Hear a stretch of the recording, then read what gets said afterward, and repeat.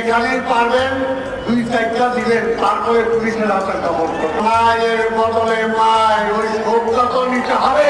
2 দিন আগেও শেখ হাসিনার মা বাবা দায়িত্ব একের অস্থির কাইটা শেখ হাসিনার আজ ছাড়া নাকি দেশ চলবে না। আজকে কি দেশ চলতেছে না? এখনো তারা আজকে আপোষের কথা বলে, কোনো আওয়ামী লীগের তো আপস নাই, কোনো আপস নাই।